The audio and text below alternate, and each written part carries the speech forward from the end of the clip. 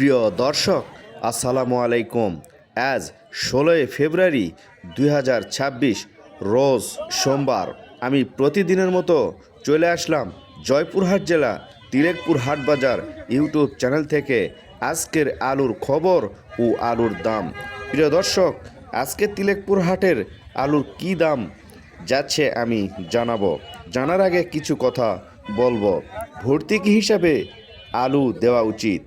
দেশের 384টি হিমাগার ও 539টি মডেল ঘর এ গত মৌসুমে 31,61,000 টন আলু সংরক্ষণ করা হয়েছিল।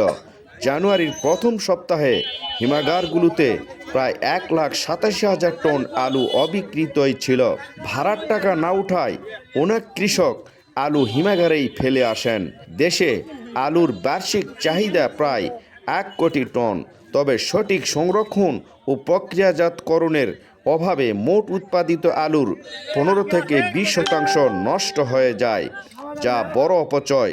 কৃষি অর্থনীতিবিদ জাহাঙ্গীর আলম খান মনে করেন, পরিকল্পনাহীন উৎপাদন এবং বাজার ব্যবস্থাপনার দুর্বলতাই এই সংকটের মূল কারণ।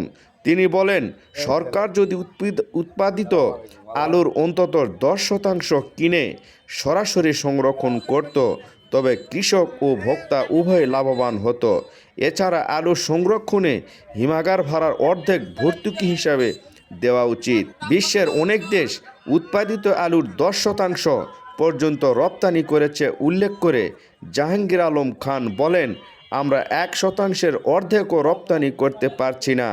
আলুর উৎপাদন ঠিক রাখতে হলে প্রক্রিয়াজাত শিল্প, সরকারি বেসরকারি বিনিয়োগ বাড়াতে হবে।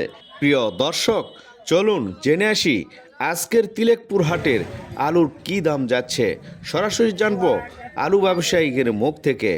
আর দর্শক, আপনারা অবশ্যই তিলেকপুর হাটের আলুর কখন কি দাম যাচ্ছে, আলুর কখন কি কতটুকু আমদানি যাচ্ছে, এটুকু জানার জন্য আপনারা অবশ্যই এই ইউটিউব চ্যানেল ও ফেসবুক পেজটি ফলো করে দিবেন। আর ভিডিওতে একটি লাইক করবেন আর ভিডিওটি শেয়ার করবেন। ধন্যবাদ।